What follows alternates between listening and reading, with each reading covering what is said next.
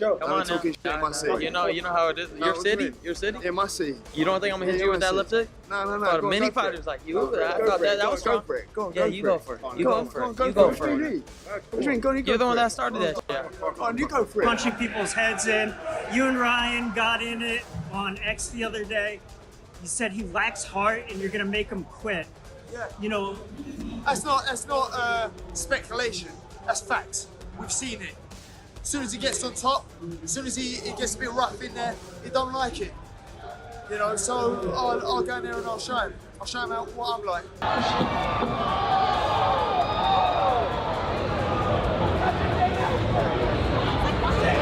Who won't do shit? Who won't do shit? Who won't do shit? Who won't do shit? Yeah, who won't do shit? Who won't do shit? Cool. Wait till I smash you up. Wait till I smash you up and make you quit. Wait till I smash you up and make you quit. Yeah, why? Make you quit. Hey, you won't make me the fight. Your dad knows you won't make me the fight. Your dad knows you won't make me the fight. You quit. You have no. Conor Benn erupts at Ryan Garcia after a tense, disrespectful face-to-face interview. Ben dismisses Garcia as a little influencer and makes it clear he is not overly concerned about his opponent. The exchange quickly turns heated as both fighters trade verbal shots and intensify the build-up toward their upcoming clash. He's like a big child, he's like a spoiled brat, throws his toys out of the pram on social media, throwing little tantrums.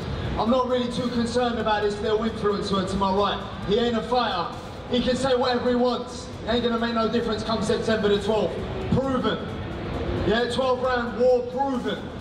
I don't quit, I don't stay down. He's not going to make it 12. There's not going to be a 12-round war. I promise you that. I don't stay He's not down good on one enough. knee. Look at his hair, bro. He's looking for attention. Look at his hair. He's looking for attention. He ain't going to make it past 12. I promise you. This not be a 12-round war. He's not good enough. He's not good enough to beat me. You think this man's going to beat me? You think I'm going to let a guy from the UK come here and beat me and take my belt? He lost your mind.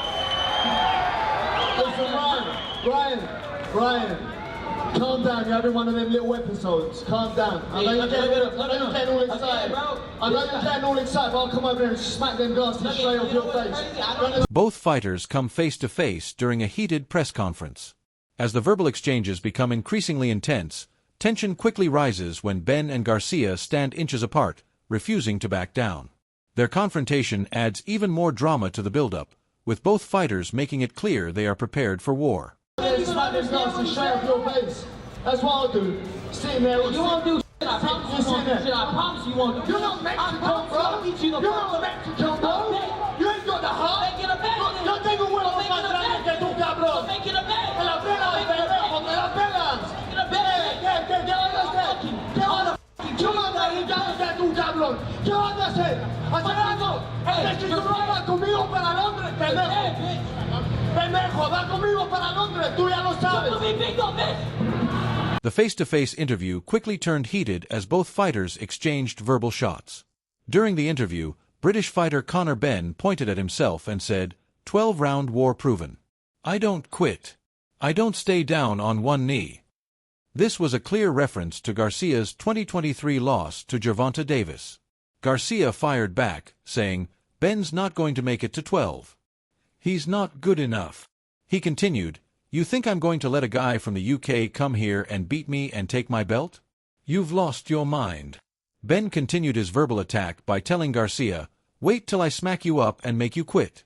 You have no heart. You're not Mexican, bro. The tension between Conor Benn and Ryan Garcia continued rising as the two fighters took their rivalry to X. Ben fired the first shot, directly calling out Garcia and making his intentions clear.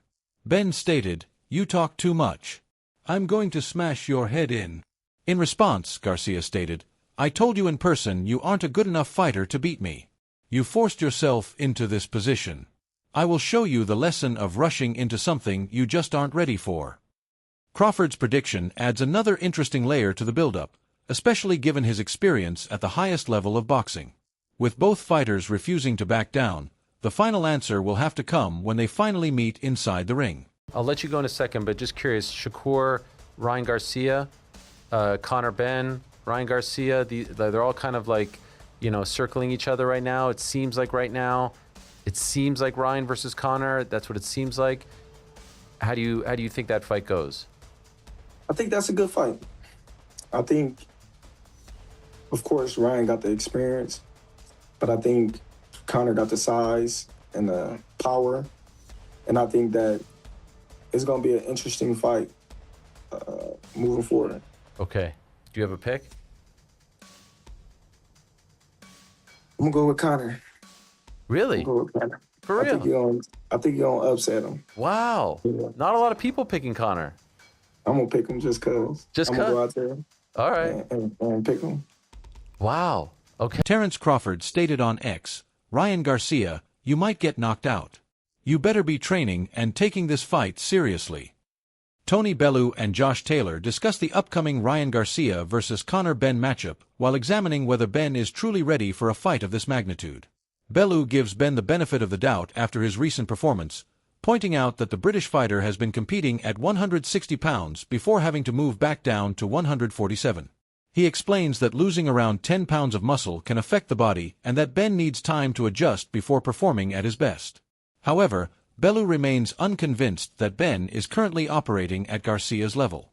He questions whether Benn genuinely deserves the matchup and suggests that the fight's commercial appeal is a major reason it is happening. Conor Benn is far better than people think, but he's what I will say to you is he's not shown he's at Ryan Garcia's level. That's one thing. Yeah. I don't think he's shown that he's worthy of a fight of that magnitude. Other than massive revenue and massive sort of commercially, but he has done well and he has improved a hell of a lot. Like I genuinely think he has improved a lot. But then going off that last performance against Prograis, I thought, wow, he did look like a different fighter. I thought it was terrible. But then I got to say, he got to give him benefit of the doubt as well. He's been up at 160. He's had to then come back down to 147. I think he weighed in at 149 or maybe something like that, 150. But again, it's taken that 10 kilos of, or 10 pounds of muscle off, and that has an effect on your body. You've got to give your body time to adjust to pulling that off and be able to. The discussion then shifts toward Garcia's unpredictability. Bellew believes that if both fighters perform at their absolute best, Garcia should be considered the clear favorite. However, he warns that Garcia can be difficult to predict, meaning the outcome could change depending on which version of Garcia enters the ring. The analysts also acknowledge Benn's chances, particularly his fitness, pressure, and ability to maintain a strong pace across 12 rounds. His recent performances have shown improved discipline and an ability to follow a game plan, making him a genuine threat if Garcia fails to perform at his best. If I got to the final, I'd become not only a world champion. If I get to the final, I'll get the chance to become a unified. Duke McKenzie questions whether Conor Benn can find success against Ryan Garcia, especially given the challenges surrounding his return to the 147-pound division. McKenzie points out that Benn has not boxed at 147 for 4 years and suggests that struggling to make weight could negatively affect his performance. He also believes Garcia has developed significantly since becoming champion and gained valuable experience against higher-level opposition. While Garcia has not won every fight, McKenzie highlights the quality of opponents he has faced and believes they are stronger than the competition Benn has previously defeated. He acknowledges Benn's success outside the ring but remains doubtful about his chances against Garcia. Has not boxed at 147 for 4 years, and when you're trying to make weight and you have to drag to make weight, takes away your A game. Even his A game, I'm not so sure would beat Ryan Garcia, because Garcia is a much improved champion now. Since getting that belt wrapped around his waist, I think he's a much improved champion. He's mixed at high level. All right, he hasn't won all of his fights, Garcia, but he's beaten some quality fighters that are much better than Conor Benn. I mean, Conor's done a great job in terms of A, getting paid, and B, talking himself into a world title fight. I don't know who does that. I don't know who's done that previously, but he's managed to do it. Now, for him to beat Ryan Garcia, it will take more than just. It's going to take more than just boxing skill, and it's going to take more than just a big punch. I don't think Conor Benn's going to be physically strong enough, because I think he'd be weight drained. I'm not making excuses for him, you understand, but I think he'd be weight drained before the fight, because I think they don't have a weight stipulation where they can put on as much as they want after the weight. Spencer Oliver questions why Conor Benn remains so determined to compete at 147 pounds despite the obvious challenges involved with making the weight. He points out that Benn has not fought at the weight for 4 years and believes the opportunity for a major payday is a significant reason behind the decision. Oliver also highlights Benn's performance against Regis Prograis, where he weighed around 150 pounds and appeared to lose some of his punching power compared with his fight against Chris Eubank Jr. at 160. He suggests that losing those final few pounds can be extremely demanding and could have a significant impact on Benn's performance. Spectres up there in terms of Boots and Josh Kelly, so he doesn't have an easy pathway there. But why do you boys think, and jump in when you want, that he's made it so unequivocal that he has to fight at 147, given what we've all just said about weight drain and coming back down to that weight again? Because the opportunity was there at 147. He was made WBC #1 and he was mandatory there, even though he hadn't made the weight, as Duke said, for 4 years, which was absolutely absurd.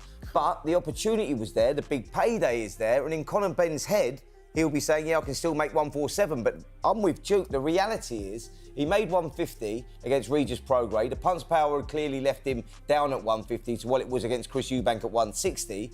And I think dropping that last 3 pounds, as you guys know, making weight and how difficult that is, that last 3 pounds to the normal guy is like losing 3 stone. And it will take a lot out of him. The reality is, I think we saw against Regis Prograis, 147 is going to be difficult for Conor. The discussion then turns toward Garcia's approach at the press conference.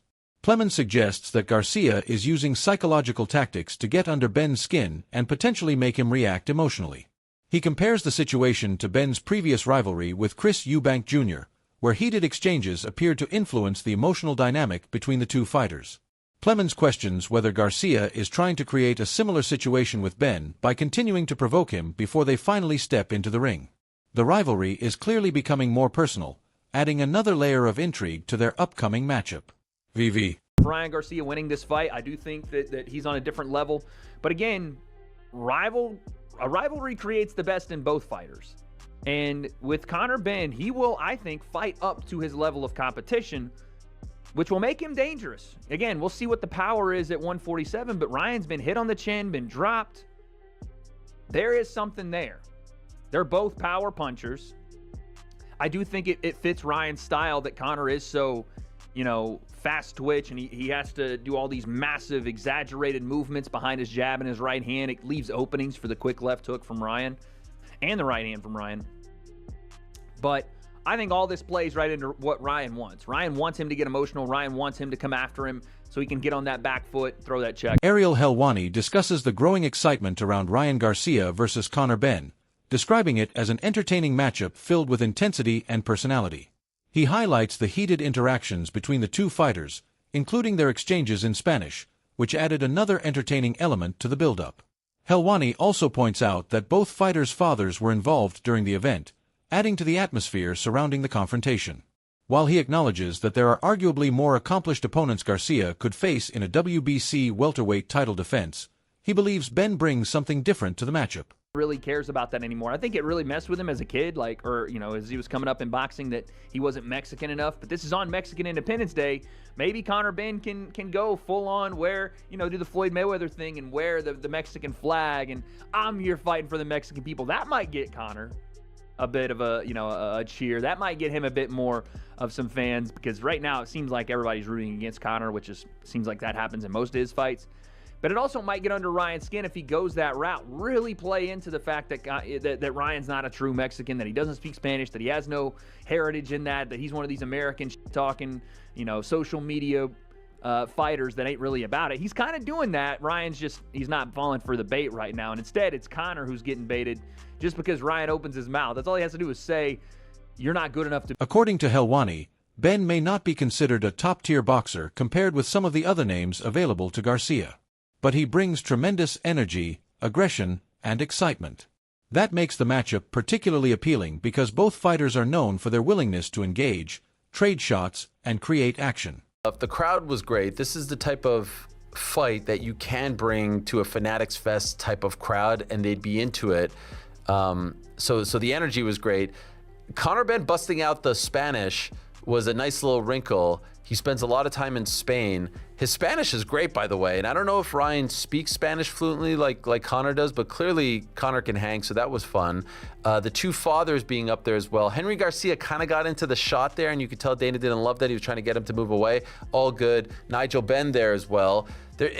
Listen, is it the purest fights, the purest fight fans fight? Maybe not. Are there other people that you would want to see Ryan fight against as far as like a WBC welterweight title defense? Yeah, sure. But this is a fun fight, man. This is a fun fight. It's great for Mexican Independence Day weekend. It's going to be interesting how the UFC is going to do with Noche UFC. I suspect they'll put Noche earlier in the day to lead into. Simon Jordan gives an honest reaction to the matchup, focusing on the dangers Benn could face against Garcia. Jordan questions whether Benn is prepared for the level of challenge in front of him and suggests that Garcia's ability could create serious problems. The discussion highlights the difference in experience and quality between the two fighters while acknowledging that Benn remains a dangerous opponent with the physicality and determination to make the fight competitive. Jordan's blunt assessment adds another layer of intrigue to the build-up, especially as questions continue surrounding Benn's chances against Garcia. Better boxers than Conor Benn that I would rather see Ryan Garcia fight, but as far as like matching his intensity, matching his energy, and Conor Benn is not a top tier boxer of the level that some of these guys that are, the conversation is happening around, but as far as bringing the fight, as far as excitement, as far as energy, like Conor Benn is all of that, and so I love Garcia versus Benn. It's also the fraud check, right? Like in terms of when Conor Benn signed for Zuffa, the talk from the UK, I remember Dave Allen was on TalkSport and he was like, this guy is the best match fighter of all time. Like, this feels like, okay, well, he's not going to be able to hide in there against Ryan Garcia. No. This is going to be an absolute check of his skill. And a lot of people feel like, with the likes of Pro Gray and even the Eubank fights, he was always put in the favourable position. So very interested to see how it goes, just in terms of the fight as well as all this stuff. And there's also a lot of questions about the actual fight itself. Conor didn't look great in his last fight. Ryan looked amazing. Prior to that, Ryan didn't look great. Conor looked amazing. And so it feels very Jekyll and Hyde-ish. I'm very curious to see who... Eddie Hearn points out the internal disagreement surrounding the co-promotion between Zuffa Boxing and Oscar de la Hoya. He explains that while working together may not be ideal for everyone involved, co-promotions are simply part of how boxing operates. Hearn suggests that Dana White would not normally choose to work with De La Hoya, but the business side of boxing can force promoters into situations they would not necessarily choose themselves. He also highlights the matchup with Conor Benn, who's also signed to Zuffa. How long before we see Ben Shakur? Listen, Conor Benn comes through against Ryan Garcia, you'll see that sooner rather than later. That's for sure. Huge. Absolutely. So is this fight that Conor's going into now. And so right. Conor can establish himself as a world champion. Shakur Stevenson is a pound-for-pound star. They both signed with Zuffa Boxing. I don't know how Zuffa Boxing is going to get that money back, by the way. If the rumours are right that I'm hearing, and Shakur Stevenson signed a deal, a 9-figure deal, £100 million, I'm hearing, somewhere around that part, or $100 million. How do they get that sort of money back? That is a big signing. Yeah, he's a great little fighter, but perhaps you need that dance partner, and that dance partner is Conor Benn. Right. We'll see. 100 million. Lost leader, isn't it? Brings other people. Predictions surrounding world championship fights and governing bodies, arguing that promoters cannot completely distance themselves from the organizations that control major titles. Hearn further defends Mauricio Suleiman and the WBC, emphasizing their importance to boxing despite disagreements with some of their decisions. Ring card to start with co-promoted by Oscar and Zuffa. Then they said they're not doing any world championship fights. In fact, Nick Khan stood on the stand to try and abolish the Muhammad Ali Act and belittled Mauricio Suleiman, who, I'll say one thing really important. Whatever you think about Mauricio Suleiman, let me tell you something now. He is boxing through and through, right? I know because I've lived the same life. I've been around boxing since I was 7 years old. So don't start thinking that I don't care about the sport. And Mauricio's the same. Mauricio's dad was so influential in the world of boxing. Mauricio's grown up in that household. Now, I don't agree with every decision Mauricio Suleiman makes, but he's integral to boxing, and more so is the WBC World Championship. And these guys stood on a stand and tried to belittle that organisation and tell everybody they were crooked and they were disgrace to fighters and blah, blah, blah, blah, blah. Well, guess what? On September the 12th, Maurizio Sulaiman will be in the ring on their show. And they'll all have to be with him. And they'll all have to pay homage to the WBC Championship. Because you can't just get rid of... That's all for today's video. So stay tuned. Until next time.